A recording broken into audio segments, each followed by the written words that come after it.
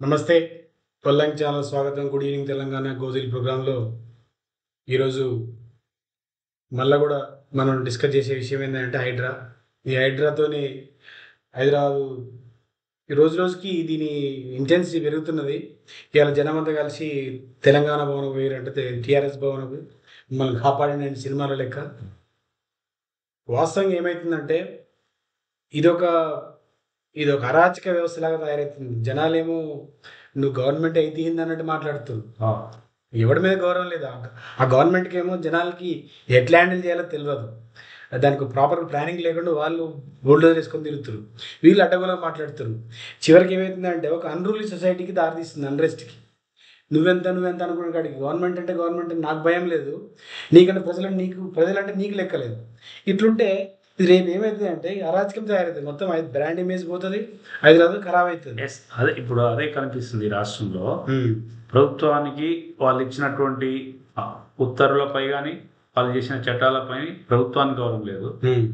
ప్రజలకు వీళ్ళు ఎవరి కోసం చేస్తారు, మమ్మల్ని కష్టపడి కట్టుకున్నటువంటి మా ఇళ్ళను కూలగొడుతారు అని ప్రజలకు కూడా ప్రభుత్వంపై గౌరవం లేదు, బాధ్యత లేదు. ఎవరికి వాళ్ళు ఇష్టారాజ్యంగా వ్యవహారం చేస్తున్నటువంటి అంటే ప్రభుత్వమే ఒక పెద్దగా ఉన్నటువంటి ప్రభుత్వమే, తండ్రి స్థానంలో ఉన్నటువంటి ప్రభుత్వమే బాధ్యత లేకపోతే ప్రజలకు ఎట్లయినా బాధ్యత ఉండరు. ఇప్పుడు తదా రాజా యథా ప్రజ ఉన్నట్టు అంతే కదా. తదా ప్రజ రాజు ఎట్లుంటాడో ప్రజలు కూడా గట్లనే ఉంటారు. వీడు అరాచకమైనటువంటి రాజు ఉన్నాడు, అసమర్థమైన రాజకీయ నాయకత్వం ఉన్నది, అసమర్థులు ఉండరు, అవినీతి పరులు ఉన్నారు, నీకు పరిపాలనా అనుభవం లేదు, చట్టం పట్ల గౌరవం లేదు, వ్యక్తుల పట్ల గౌరవం లేదు. నీ వచ్చినటువంటి గుణగానాలు అది అంటే ఆ రిఫ్లెక్షన్ ఇదంతా అదే ఆ మైండ్ సెట్ వెలగపడడం వల్ల ఇదంతా. ఇప్పుడు చేయాలనుకుంటే ఇప్పటి వరకు 70 ఏళ్ళ స్వతంత్రంలో 50 ఏళ్ళ 60 ఏళ్ళ చరిత్రలో తెలంగాణలో ఎవరు చేయలేకపోయినా కానీ మొన్న 10 ఏళ్ళు కేసీఆర్ నాడు పవర్ఫుల్ గవర్నమెంట్ ఉన్నది. వాళ్ళు ఇది కాదు చేసేది అని చెప్పి వాళ్ళు ఆల్టర్నేటివ్ చేయగానే ఆలోచన చేశారు. ఇప్పుడున్న ముఖ్యమంత్రి కేసీఆర్ కూడా ఒక సందర్భంలో చెప్పిన స్టేట్మెంట్ ఏంటంటే 28,000 ఇళ్ళు అనాథరైజ్డ్ ఉన్నాయి అని చెప్పిండు. వాళ్ళకి తెలిసి ఇవన్నీ సాల్వ్ కాదు, ఇది పెద్ద సమస్య అయితే కొత్త సమస్య వస్తుంది. దీన్ని ఆల్టర్నేటివ్ ఎట్లా చేయాలని వాళ్ళు ఆలోచన చేసి వాళ్ళు నాలాళ్ళు క్లియర్ చేయడము, ఎస్ఎన్డిపి తర్వాత మురుగుని శుద్ధి చేయడం, ఎస్టీపీలు, తర్వాత ఉన్న చెరువుల్ని కబ్జా కాకుండా వాటి చుట్టూ ట్రాక్ వేసి దాన్ని బందోబస్తు చేయడము, ఆల్టర్నేట్ చేసుకుంటూ వచ్చిర్రు అయిన కాడికి. ఇంకొకటి మిత్రమని ఏమంటే దీనికి అంతటి కూడా పునాది ఎక్కడ పడ్డది అంటే ఈయన December 7, 2023 నాడు ప్రమాణ స్వీకారం చేసిన తర్వాత 1 week 10 days లోనే ఢిల్లీకి పోయి పరుగున ఢిల్లీకి పోయి ఆయన బడాబాయిని కలిసి ఈ మూసి యొక్క ఎక్కడ జన్మస్థానం ఉందో వికారాబాద్ జిల్లా అడవులలో దామగుండాన్ని 10 సంవత్సరాల నుంచి ఆపినటువంటి బీఆర్ఎస్ ప్రభుత్వం ఈయన రాగానే 3,000 ఎకరాలు కట్టబెట్టిన రక్షణ రంగానికి కట్టబెట్టినటువంటి సందర్భం కనబడుతుంది. ఎందుకంటే ఆన్ని మూసి ప్రాజెక్టును ఆన్ని గొంతు విసికే ప్రయత్నం చేసిండు. అప్పుడు ఎవరు గుర్తించినటువంటి ఈ రాష్ట్ర ప్రజలు దాని పర్యవసానం ఈయన దాకా వచ్చింది. ఇప్పుడు ఈయన మూసిని కాపాడదాన్ని నేను చేస్తున్నాను ఏదైతే చేస్తున్నాడో అసలు మూసే ఉండదురా బాబు. అదిలోనే దాన్ని చంపేద్దామని ప్రయత్నం చేసిండు, సక్సెస్ అయినా. ఇలా మూసే ఉండలేని పరిస్థితి ఎందుకయ్యా అంటే ఇప్పుడు ఆయనకి ఆ సోయిందో లేదో నాకు తెలియదు కానీ ఆ దామగుండం ఫారెస్ట్ పోతే అక్కడే మూసి పుట్టిన దగ్గర ఆ ఫారెస్ట్ పోతే ఇంకా మూసి రానప్పుడు నువ్వు మూసి బాగా చేసి ఏం లాభము, నువ్వు అనుకున్న ఇవన్నీ వేస్ట్ చేసినవన్నీ వేస్ట్. హైదరాబాద్ జంట నగరాలకు 2 జంట జలాశయాలు ఉన్నాయి. ఆ జలాశయాలకు అక్కడి నుంచి వచ్చే వాటరే. నువ్వు ఇలా అంతా కన్స్ట్రక్షన్ చేసి నువ్వు రాడార్ స్టేషన్ పెట్టి ఏం చేద్దాం అనుకున్నావు, ఏ విధంగా అంటే నీ ఆలోచన మూసి చేద్దాం ప్రక్షాళన చేయాలని ఎక్కడ నీకు కనపడతలేదు. నిజాలు చేసే 2 ఇప్పుడు ఈయన హైడ్రా ద్వారా చేస్తున్న అరాచకం ఒకటి సిటీని మొత్తం ఖరాబ్ చేస్తుంది, అంటే బ్రాండ్ ఇమేజ్ వైజ్ గా 100% సోషల్ అంట్రెస్ట్ తీసుకొస్తుంది. సోషల్ అంట్రెస్ట్, రెండోది బ్రాండ్ ఇమేజ్ తెలవకుండా మూసేని లేకుండా చేస్తున్నాడు. అసలు మూసేని రివరెన్ లేకుండా చేస్తున్నాడు. ఇది మొదటనే దానికి పునాది వేసిండు ఆయన. ఆయనకి అసలు సోయినదా మూసి కూడా పోతుందని అర్థం తెలుసా ఆయనకి? ఇది చేస్తాను ఒకటి చెప్తాడుగా, చెప్పాను ఏంటంటావా, మనం వినే రకం కాదు కదా. సో ఇక్కడ మనం చెప్పాల్సింది ఏంటంటే ఇక్కడ మన హైడ్రా ఒకటే కాదు, అసలు మూసి ఉనికిగా ప్రమాదము. ఈ హైడ్రాతో హైదరాబాద్ ఉనికి ప్రమాదము. ఇంటర్నేషనల్ వైజ్గా నేషనల్ వైజ్గా చూస్తే అరే హైదరాబాద్లో వచ్చారు మా వాళ్ళని ఒక మెసేజ్ పోతుంది 100%. మనం ఏమంటున్నాం అంటే ఆపురు, ఇప్పటి వరకు జరిగిన ఈ అరాచకం చాలు, మీరు చేయాలంటే ఏం చేయాలనుకున్నారు కన్సల్టేషన్ పెట్టి పెద్దవాళ్ళని, సోషల్ ఇంజనీర్లని, ఇరిగేషన్ ఇంజనీర్లని, తర్వాత ప్లానర్స్ అందరం కూర్చోబెట్టి మీరు ఏం చేస్తారు ప్రాపర్ ప్లాన్ తో రండి. తర్వాత రాజకీయ పార్టీ నాయకులు అందరూ కలిసి ఒక మీటింగ్ పెట్టు. నువ్వు నిజంగానే నీకు నిజాయితీ ఉంటే నీకు మీటింగ్ పెట్టు. దీన్ని ఆలోచన చేయండి, కానీ దాన్ని అడుగు. ఈ బుల్డోజర్ ఆపండి, ప్రస్తుతానికి అయితే ఆపురి. ఆపకపోతే జనాల మాత్రం రోడ్డు మీద వస్తారు, తగలెట్టుతారు. నేనేమంటా అంటే ఆపమని సుప్రీంకోర్టు చెప్పింది, హైకోర్టు చెప్పింది, ఈ రాష్ట్ర హైకోర్టు, దేశ సుప్రీంకోర్టు చెప్పింది, ప్రజాకోర్టులు కూడా చెప్తున్నాయి. ఇప్పుడు ప్రజలే చెప్తారు. అయినా ఈయనకు ఏ పెద్ద ఎవరు లెక్కలేదు. నేను ఈ రాజ్యాంగ పరిధిలో లేను, నేను సొంత రాజ్యం ఇది రాజు అనే ఫీలింగ్ లో ఉన్నారు ఈ కాంగ్రెస్ ప్రభుత్వం, ఈ రాష్ట్ర ప్రభుత్వం. కాబట్టి వాళ్ళ కోర్టులు అంటే గౌరవం లేదు, ప్రజలంటే గౌరవం లేదు. ఇది వాళ్ళకు ఉన్నటువంటి అసమర్థ అరాచక పాలన నడుస్తుంది ఈ రాష్ట్రంలో. ఇది ఇంకా కొనసాగించడం, హైడ్రాని కొనసాగించడము ఈ రాష్ట్రానికి ఏమాత్రం మంచిది కాదు. నువ్వు చేయాలనుకుంటే ఒక అఖిలపక్షాన్ని, మిగతా అందరిని, సోషల్ ఇంజనీరింగ్, పర్యావరణవేత్తలు అందరిని పిలిచి ఏం చేద్దామని ఒక సజెషన్ తీసుకో. ఆల్టర్నేటివ్స్ పక్కా ఉంటాయి, 100% దొరుకుతాయి. ఏం చేయాలి, దానికి ఎంత ఖర్చు అవుతుంది, వీళ్ళని ఆల్టర్నేట్ చేయాలంటే వీళ్ళకి ఏమైనా వసతి కల్పించాలి. ఒకటన్నా ఆల్టర్నేటివ్ అంత అర్జెంటుగా అవసరం ఉన్నదా? లేదు కదా. నీ క్యాబినెట్ ఉన్న మినిస్టర్ల ఫామ్ హౌస్ ఎందుకు కూడా కొట్టలేకపోయినా ఈరోజు ఎంత డ్రామా అని అర్థమైపోయింది. డ్రామా చేస్తారు మనం సినిమాల్లో చూస్తాం కదా, ఏదో కక్ష పెట్టుకొని ఇది హిరణ్యకశిపుని చంపడానికి వస్తాడు విష్ణుమూర్తి నరసింహ అవతారంలో, చాలా సినిమాలు ఉంటారు, అని నిజంగా చంపేస్తాడు. అయితే విష్ణుమూర్తి వేరే దాన్ని పక్కన పెట్టి వీడు విలన్ గాడు వచ్చి దాన్ని చంపేసిపోతాడు, అయితే వీడినే పడుతుంది. ఏం చేస్తారంటే మీరు ఈ డ్రామా అని చెప్పి సీరియస్ చేస్తారు. సీరియస్ చేయడం వల్ల ఏమైంది, ఇప్పుడు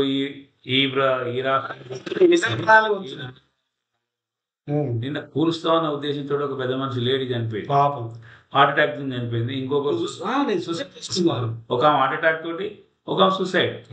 అయితే ఈ రోజు మధ్యతరగతి ప్రజలు, జాబ్ చేసిన వాళ్ళు, రిటైర్ అయినటువంటి వాళ్ళు, చిన్న చిన్న వ్యాపారాలు చేసుకున్నటువంటి వాళ్ళు, ఎన్నడూ కూడా రోడ్ల మీదకి రానటువంటి స్త్రీలు, వీళ్ళందరూ కూడా కలిసి బీఆర్ఎస్ పార్టీ ఆవిష్కరించారు.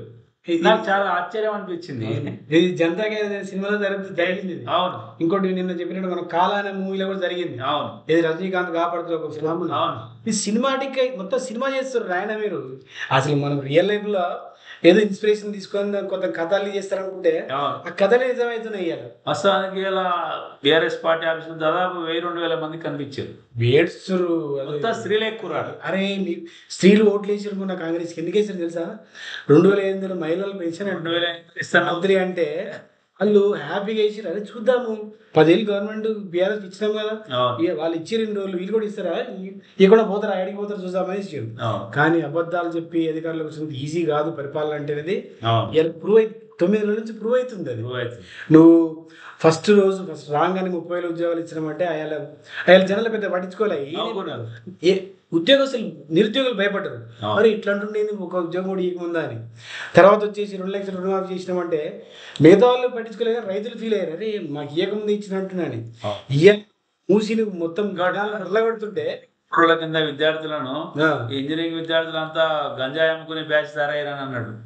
అంటే నువ్వు అరాచకంగా మాట్లాడుకుంటూ వస్తుంటే ఒక్కొక్క సెక్షన్ ఎఫెక్ట్ అయ్యకుంటూ వస్తున్నది. ఇవాళ ఈ హైడ్రాతోని కంప్లీట్ గా చలనం వచ్చింది స్టేట్ లో. అందరు ఇప్పుడు ఆయన కేసీఆర్ ఎప్పుడు చెప్పినట్టు అరే ఉంటున్నారా భయ మనం జనంలో పనిచేసుకుంటూ పోవాలి, వాళ్ళే టార్చ్ చేసుకొస్తారు మన దగ్గర అన్నట్టే ఎగ్జాక్ట్ అదే జరిగింది. ఇప్పుడు ఒకే సంవత్సరం కాలం ఏమైనా జరుగుతున్నారు, ఇలాగే జరిగింది. 100% కాదు చేసుకుని వస్తారు. నిజం వాస్తవానికి middle class, below middle class, upper middle class లో ఎవరు కూడా ఒక పార్టీ ఆఫీస్ పోయి రోడ్ల మీదకి వచ్చేటువంటి సందర్భం జరిగేది. కానీ ఇవాళ ఎన్నడూ కూడా బయటకు రాని స్త్రీలు ఏడ్చుకుంటూ చాలా రోజున వాళ్ళ హృదయంలో ఉన్నటువంటి బాధను వెళ్ళగక్కుతూ ఓ సందర్భంలో హరీష్ రావు కూడా కళ్ళ నీళ్ళు పెట్టుకున్నాడు.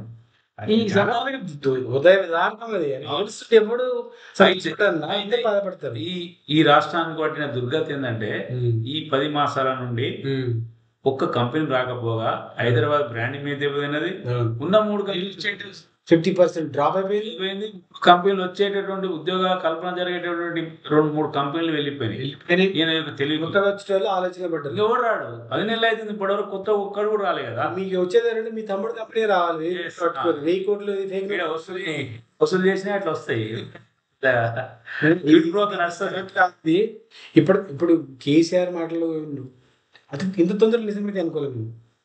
టార్చ్ పెట్టుకుని వస్తారు మన దగ్గర అన్న మాటలు ఇలా అక్షర సత్యాలైన నిజం కదా. అది ఆ దృశ్యం బియ్యా కాయదు అని అరే సినిమాలు అయితే ఇంత తొందరగా ముస్లిం స్త్రీలు కేసీఆర్ అన్నా కాయ కేసీఆర్ అన్నా అంటారు.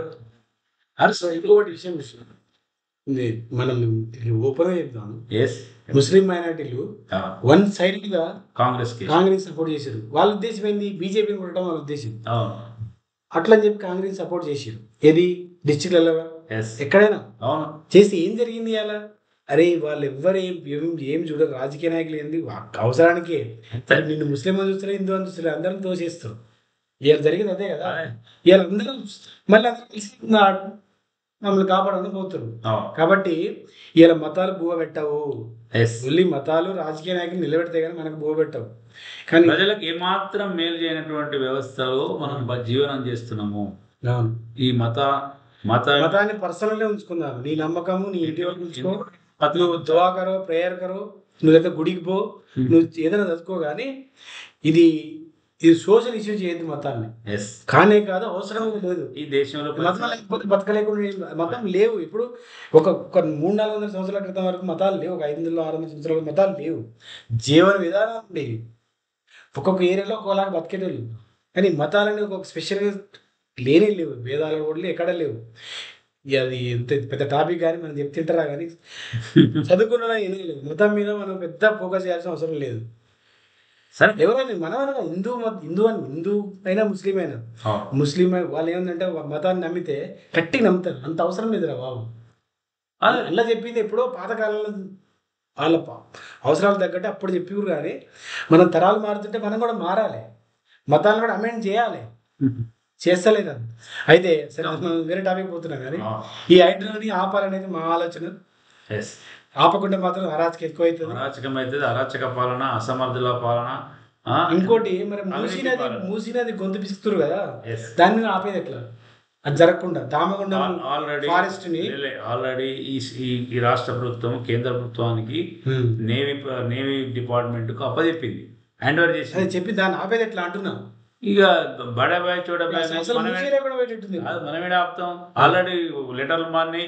కేంద్ర ప్రభుత్వం నుంచి రాష్ట్ర ప్రభుత్వానికి, రాష్ట్ర ప్రభుత్వం నుంచి కేంద్ర ప్రభుత్వం పోయినాయి. నాకు తెలిసి అయితే ఈ మూర్ఖులు ఆపే పరిస్థితి ఉండదు. అది ఆపకపోతే మాత్రం అసలు జాగ్రఫీ మారిపోతుంది. జాగ్రఫీ మారుతుంది. హైదరాబాద్ కు ఆక్సిజన్ అందదు. అవి జరిగినాయి, నష్టాలు ఆల్రెడీ జరిగినాయి. ఈడ ఉన్న ఎంపీలకు కానీ ఎమ్మెల్యేగా ఎవరికి సోయలేదు. ఆక్సిజన్ అందదు. ఇక్కడ ఇక్కడ హెచ్ఓ కూడా ఉంది. అంటే వాటర్ కూడా అందది. అంతే కదా. మూసీలో వాటర్ లేకపోతే గ్రౌండ్ లెటర్ తగ్గిపోతుంది. నేను ఆ విషయాన్ని పోయిన అసెంబ్లీ పార్లమెంట్ ఎలక్షన్లు ఏమైనా వచ్చిందా అంటే రాలేదు. దాని ఎఫెక్ట్ లేదు ఆ ప్రాంతంలో.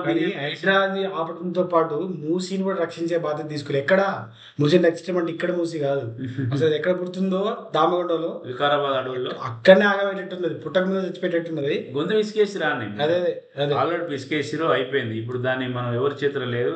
ఆల్రెడీ ఈ అంశము మనం కూడా స్టార్ట్ చేసి ఎవరైనా దీన్ని గమనించలేదో మనం చాలా మంది పోరాటం చేస్తున్నారు. ఆక్సిజనే కాదు, ఇక్కడ నీళ్ళు కూడా రావాలని మనం పర్యావరణ ప్రేమికులు చాలా మంది పోరాటం చేస్తూ మనకు తెలిసిన వాళ్ళు కూడా చేస్తారు. కానీ ఈ ప్రభుత్వాలు మొండి ప్రభుత్వాలు, చెవిటి ప్రభుత్వాలు, గుడ్డి ప్రభుత్వాలు వినవు, చూడవు.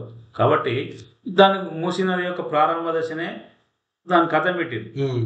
తర్వాత ఇప్పుడు గుంపు మేస్త్రి 50,000 కోట్లు, 75,50,000 కోట్లని కొత్త పథకం పట్టుకొచ్చిండు. దాన్ని వీళ్ళందరినీ కూలుస్తుండు. కానీ ఈయన చేయాల్సినటువంటి ఈ ప్రభుత్వం ఎన్ని రోజుల నుంచి 70 ఏళ్ళ నుంచి చేసినటువంటి ప్రభుత్వాలు ఇచ్చిన వాళ్ళ యొక్క పర్మిషన్లు, కట్టుకున్న డబ్బులు, ఎవడి ఎంత అరాచకం అంటే ఇది. నీ ప్రభుత్వం ఇచ్చినటువంటి ఆర్డర్ని నువ్వు ఉల్లంఘిస్తే ప్రజలు ఏం చేస్తారు? అంతే కదా, అదే తిరుగుతారు. అదే ఇప్పుడు అరాచకం అవుతుంది, ఆందోళన చేస్తారు. రూల్ ఆఫ్ లా అంటే ప్రభుత్వాన్ని పాటించకపోతే, పద్ధతులను పాటించకపోతే ప్రజలు ఎట్లా పాటిస్తారు? అరాచకాన్ని దారిస్తుంది కదా. కంచి చేయడం వేస్తే ఇంకేముంది, అంతే కదా. అర్థమవుతుంది కదా. ఇంకొకటి కూడా మిత్రమా, ఈ సుప్రీంకోర్టు హైకోర్టు కూడా 2 స్టేలు ఇచ్చిర్రే ఫస్ట్ వరకు. ఎవరు కూడా కులగొట్టదు, దేశం మొత్తానికి ఇచ్చింది సుప్రీంకోర్టు. ఆయన వీళ్ళకు దాని మీద గౌరవం లేదు, పెద్ద పట్టింపు కూడా లేదు వీళ్ళకు. ఎందుకు మరి భయం భక్తులు కూడా లేదు. సుప్రీంకోర్టు అంటే లేదు, హైకోర్టు అంటే లేదు. ఆల్రెడీ సుప్రీంకోర్టు చివాట్లు పెట్టింది, హైకోర్టు చివాట్లు పెట్టింది. ఇంత ఆవేదన చూసినాకైనా అట్లీస్ట్ జనాల కన్నీళ్ళ కోసమైనా ఆపండి కొన్ని రోజులు, దీనిపైన కన్సల్టేషన్ చేసినాక మళ్ళీ ఏమైనా చేసేద్దరు కానీ అనేది మన ఏమంటుందో మనము వాళ్ళకి విజ్ఞప్తి చేస్తున్నాం. అవును. ఇంకో రెండోది ఏంటంటే ఈడీ ఈ సందర్లో సడేమీ లెక్క ఈడీ ఒకటి ఈ మన పొంగులేటి 18 గంటలు సోదా చేసిందంట. అసలు ఎందుకు చేసింది ఇప్పుడు ఎలక్షన్ లేవు ఏం లేవు, ఎందుకు చేసిందా అని చూస్తే మనకు 2 విషయాలు కనపడుతున్నాయి. ఒకటి, హర్యానా ఎలక్షన్ సందర్భంగా ఇక్కడ నుంచి ఫండింగ్ పోతుందని ఆబ్వియస్గా పోతుంది, దాన్ని ఆపడానికి ఈడీ వచ్చింది. ఆ ఫండింగ్ లో డబ్బులు ఉన్నటువంటి వ్యక్తి ఎంత ఫండర్స్ వీళ్ళంతా పెట్టుబడిదారులు కదా. పెట్టుబడిదారులు బడా పెట్టుబడిదారు దోసుకొని వివిధ రకాలుగా వివిధ మార్గాలలో దాన్ని కాబట్టి వీళ్ళు అది ఆ ఫండింగ్ హర్యానాకి ఫండింగ్ పోకుండా, కాంగ్రెస్కి ఫండింగ్ పోకుండా ఆపడానికి జరిగిన ఈడీ దాడని ఒక అంచనా మనది. రెండోది, ఇది దానికి బోనస్గా ఇక్కడ స్టేట్లో చోటేమియా కూడా ఒక రకంగా పనికొచ్చింది అంటున్నాం. దీన్ని 2 కోణాలుగా చూడాలి మనం. ఇప్పుడు 2 కోణాలు ఎందుకు చూడాలంటున్నాం అంటే, ఈయనకు ప్రత్యామ్నాయం, ఈ గుంపు మేసికి ప్రత్యామ్నాయం ఎవరంటే డబ్బులున్న వ్యక్తి శ్రీనివాసరెడ్డి అని. తెలుగులో కాదు, పరిపాలనలో కాదు, వీళ్ళ దక్షతలో కాదు, ఇద్దరికి తెలియలే కానీ అంటే వీళ్ళు పొలిటీషియన్స్ కాదు, వీళ్ళు బేసిక్. అదే మిత్రమా, వీళ్ళ వ్యూ ఎన్నడూ కూడా రాష్ట్ర ప్రజలకు చెప్పలేదు. ఈ రోజు కూడా పొలిటికల్ ఐడియాలజీ ఏం లేదు. ఈ రోజు వరకు కూడా వీళ్ళ ఈ రాష్ట్రం పట్ల వ్యూ ఎన్నడూ కూడా వీళ్ళకి బయట పెట్టలే, మర్చుకోలే. ఆయన ఓట్లేసి ఆయన ఓట్లేసి సరే, దానికి మనం ఏం చేయగలం అని. కానీ ఈ 2 కోణాలు ఎందుకు చూడాలంటున్నంటే, బీజేపీకి ఉన్నటువంటి ద్వంద్వ వైఖరి ఎట్లుంటది అంటే, అతను తనమంటే కోడలు బరేందన్నమంటది, ఇది వాళ్ళ స్టైల్ ఉంటది. అయితే హర్యానాలో జరుగుతున్నటువంటి ఎలక్షన్ కు ఫండ్ కావాలి. ఫండ్ కావాలంటే ఎవరికి? కాంగ్రెస్ పార్టీకి కావాలంటే కర్ణాటకలో అనిశ్చితి ఉంది. ఇప్పుడు ఆడ పంపే పరిస్థితి లేదు. ఈ 10 కేసులు వచ్చింది, ముఖ్యమంత్రి మీద రకరకాల కాంట్రడక్షన్ నడుస్తుంది ఇతర పార్టీలో. ఇంకెవడు సేఫ్ గా ఎవడు ఉన్నాయంటే, హిమాచల్లోనేమో వాళ్ళ చేతులు ఎత్తేసిన ఎన్నడు వాళ్ళకి అడుక్కునే పరిస్థితి వచ్చారు. చెరువు గంజాయి సాగు చేస్తుంది, అది గంజాయి అమ్ముకుంటారు. మూడవది, ఇప్పుడు తెలంగాణ ఉన్నది, కాంగ్రెస్ పార్టీ తెలంగాణలో ఉన్నాయన్నా పైసలు ఉన్నాయి. ఈ నుంచి రావాలంటే ఎవడు అంటే, మీద ఇంతకుముందు ఆల్రెడీ 5-6 నెలల కింద ఒక కేసు ఉన్నది, అదొక అడ్డం పెట్టుకొని వీళ్ళు ఒక పంజా విసిరేది బీజేపీ పార్టీ అనవచ్చు. అందులో పెద్దగా స్వచ్ఛంద సంస్థలు అవి నిజాయితీ చేస్తున్నాను కూడా నమ్మే పరిస్థితి లేదు ఈ దేశంలో. అంటే మేజర్ ఫండింగ్ ని స్టాప్ చేయడం కోసమే దాడి అని మనం అనుకుంటున్నాం. ఇది ఒక కారణం అయితే, రెండవ కారణం ఏంటంటే, ఈడ చోటాబాయి ఆడ బడాబాయి ఉండు. చోటాబాయి ప్రత్యామ్నాయం ఈయన గడమడుతుంది. వీళ్ళని ఎట్లయినా మినిమైజ్ చేయాలి, తక్కువ చేసి పెట్టాలి. ఇన్ని ఆరోపణలు ఉన్నాయి. చోటబాయికి సాయం చేస్తుంది బీజేపీ అంటావు? 100%. ఇందులో అనుమానం లేదు. ఎలక్షన్ ముందరనే వాళ్ళకు ఒక ఒప్పందం ఉన్నది, బహిరంగ రహస్యం అది. కానీ ఈ ఎవరి ప్రయోజనం వాళ్ళకు ఉంది ఇందులో. దీంట్లో అది అసలు ప్రయోజనం అయితే ఫండింగ్ ఆపడం అనేది మన బీజేపీ ప్రయోజనము. మిగతా బోనస్లు ఇవన్నీ మినిమైజ్ కావడానికి, గుంపు మేస్త్రి ప్రయోజనము. ఇంకా మిగతా బీజేపీకి ఎట్లయినా డబుల్ ప్రయోజనాలు ఉంటాయి. ఎందుకంటే కాంగ్రెస్ పార్టీ వీక్ అవుతుంది, వ్యక్తి వీక్ అవుతాడు. ఆయన రాష్ట్ర జిల్లాలో, ఖమ్మం జిల్లాలో ప్రాబల్యం ఉన్నది. ఖమ్మం జిల్లాలో 3 ఫెయిల్ అయ్యారు, అట్టర్ ఫ్లాప్ అయ్యారు 3 మంత్రులు. ఇది ఇప్పుడు వీడికి ఉన్నటువంటి వాళ్ళ యొక్క ఏంది, దాన్ని ఏమంటాం మనము, నిజాయితీ తీర్మానం వల్ల ఏమంటారంటే, ఈ ఈడీలంట ఇది శ్రీనివాసరెడ్డి బీజేపీలో జాయిన్ కమ్మని దాడి చేస్తారంట. ఇప్పుడు జాయిన్ అయితే ఏమొస్తుంది రాయ అంటే, ఆయనకి ఏమైనా సోయిన మాట్లాడుతున్నాయేమో కానీ, ఇప్పుడు పోయి ఆయన బీజేపీలో జాయిన్ అయితే ఏమవుతుంది అంటే బూడిద అవుతుంది. ఏమి కాదు, ఈ రాష్ట్ర కాంగ్రెస్ లో అనిశ్చితి ఏర్పడుతుంది. అంటే బీజేపీ పార్టీ ఎట్లుంటదంటే, రకరకాల ఆలోచనలతోటి దాని శ్రీనివాస రెడ్డి ఆయన కూడా ఏ లాజిక్ బీజేపీలో జాయిన్ గవర్నమెంట్ మారుతుంది కదా. మిత్రమా, ఈ దేశంలో బీజేపీ పార్టీ చేసే మొదటి అణచివేత ఏంటంటే సిబిఐని ఈడీని ప్రయోగిస్తారు. ఫస్ట్ అన్ని చేస్తారు కానీ నేనైతే లాజికల్ గా మాట్లాడుకుంటే శ్రీనివాస రెడ్డి అయినా వీకెండ్ చేయాలి, పార్టీని వీకెండ్ చేయాలి. ఎందుకు అంటే నేను చెప్తాను, దాని కారణం చెప్తాను నీకు. ఈ రాష్ట్రంలో వాళ్ళు వీకెండ్ అయితే గవర్నమెంట్ పోదు కదా. గవర్నమెంట్ పోకపోవచ్చు, కానీ ఈ రాష్ట్రంలో ఒక పార్టీని వీకెండ్ చేద్దాం అనుకున్నారు. ఎలక్షన్ ముందర చేయగలిగారు. ఏం లాభం చూపిస్తారు బీజేపీ జాయిన్ చేయించుకోండి. లాభం అని కేసు మాఫీ చేస్తారు. చూపియాలి కదా, కేసు మాఫీ చేస్తారు. ఆయన జైలుకి అరెస్ట్ ఏం చేయలేదు కదా. ఆయన చేస్తారు, రాబో రోజుల్లో జరుగుతుంది చెప్తినకపోతే. చేస్తే చాలా సందర్భాల్లో చూసిన ఈ దేశంలో. కానీ వాళ్ళ బీజేపీ పార్టీ స్ట్రాటజీ ఎట్లుంటుంది అంటే, ఈయన అనిశ్చిత చేయాలి. అయితే ఆల్రెడీ ఈ రాష్ట్రంలో చేయగలిగారు, బీఆర్ఎస్ పార్టీని అధికారం లేకుండా చేయగలిగారు. కానీ ఇప్పుడు ఈ 10 నెలల నుంచి ఇంకా బీఆర్ఎస్ పార్టీ ఏం చేసే పరిస్థితి లేవని ఒక నిర్ణయానికి వచ్చింది కేంద్ర బీజేపీ నాయకత్వం. ఎవడు మనం ప్రత్యామ్నాయం మనం చొచ్చుకోవాలి. అదే ఉన్న లోకల్ కాడికి అయిపోయింది. అది ఆగిపోవడం వచ్చింది బీజేపీ బీఆర్ఎస్ విషయంలో. అయితే కాంగ్రెస్ సరిగ్గా నడవనిస్తే ఆమె ప్లేస్ ఉండదు కదా. తిక్క తిక్క నడుస్తారు. ఆ తిక్కలో ఇంకో తిక్కలు ఎత్తే ఇంకా మైలు వస్తారు, వీకన్ అవుతుంది. ఆ పొజిషన్ లో బీజేపీ రావడానికి అలాది నా 5 సంవత్సరాలు 10 సంవత్సరాలు దీర్ఘకాలిక ప్రణాళికలు ఉంటాయి. అదే కావచ్చు. ఇప్పుడైతే ఫండింగ్ ఆపేసి తరచుగా జరుగుతుంటే ఇట్లా దాడు. వాళ్ళు అప్పుడప్పుడు చేస్తుంటారు. అదే దాన్ని మర్చిపోకుండా బీజేపీ నాయకత్వం ఆ విధమైనటువంటి స్ట్రాటజీ నడుస్తుంటది. తరచుగా జరుగుతుంది. స్వల్పకాలిక దీర్ఘకాలిక వీళ్ళు సొక్కమైన కాదు కదా, పైసలు అడ్డగోలు సంపాదించడం లేదు. ఈ ముఖ్యంగా ఇంప్రూవ్ చేస్తారు వాళ్ళు ఫైనల్. మనకు తెలిసినంత వరకు ఈ రాష్ట్రంలో ఉన్న కన్స్ట్రక్షన్ కంపెనీలన్నీ కూడా ట్యాక్స్ ఎగ్గొట్టి 100,000 కోట్లు సంపాదించారు. ఇన్కమ్ ట్యాక్స్ ఎగ్గొట్టారు ఆయన ఆరోపణ. Income tax, GST. ఇప్పుడు వీళ్ళు ఎంత చాలా కంపెనీలు ఉన్నాయి. ఈయన రాఘవ కన్స్ట్రక్షన్, ఆ పిల్లగాడు అన్ని మొత్తం లగ్జరీ వాళ్ళు ఆయన లగ్జరీ వాచ్లు లగ్జరీ వాచ్లు అంటారు. 2 కోట్ల వాచ్లు అమ్ముతారంట ఆయన. ఆల్రెడీ అని చెప్తే సింపుల్ గా ఉంటది కానీ ఆయన అమ్మే గడియారాలు అది కోయిన్సిడెన్స్ ఏమో కానీ వాళ్ళ నాయన కూడా గడియారాలే పంచిండు. ఆ పిల్లగాడు ఇచ్చిన ఐడియా అనుకుంటారు నాకు తెలిసి. అదే గడియారాలు పంచడం. దీనికి చెన్నై కస్టమ్స్ నుంచి కూడా కేసు పెట్టిరు ఆ పిల్లగాని మీద. అవును, ఇక అన్ని కలిసి వచ్చినాయి. అందుకే వాళ్ళు కరెక్ట్ పాయింట్. ఒక స్కెచ్ వేసింది ఇక్కడ పొగ పొగ వస్తుంది. ఇంకా రాజేస్తారు దాన్ని ఇంకెక్కువ. 10 నెలల కాలం వెయిట్ చేసింది బీజేపీ పార్టీ, దొరికింది, కథం పెట్టిర్రు. దానికి తోడు ఎలక్షన్ కలిసి వచ్చింది. నెక్స్ట్ ఎలక్షన్ వరకు కూడా ఎవరిని రూపాయి బయటికి వెళ్ళి. ఇప్పుడు ఏంటంటే సెంటిమెంట్ ఏంటంటే ఈ కాంగ్రెస్ ఈ నాయకుల మీద దాడి చేసినా కూడా జనాలు సానుభూతి చూపించారు. చేయాలి, ఈ కొడుకుల మీద అన్నట్టే ఉంటుంది. మమ్మల్ని మాకేం ఉద్ధరించిన వీళ్ళకి వాళ్ళు టైం బీయింగ్ చూసి చేస్తారు. అదే కరెక్ట్ టైంలో చేస్తుంది. బీజేపీ పార్టీ యొక్క స్ట్రాటజీ అట్లా ఉంటుంది. అట్లా అక్కడ కలిసి వస్తుంది, పనికి వస్తుంది, ఇక్కడ పనికి వస్తుంది.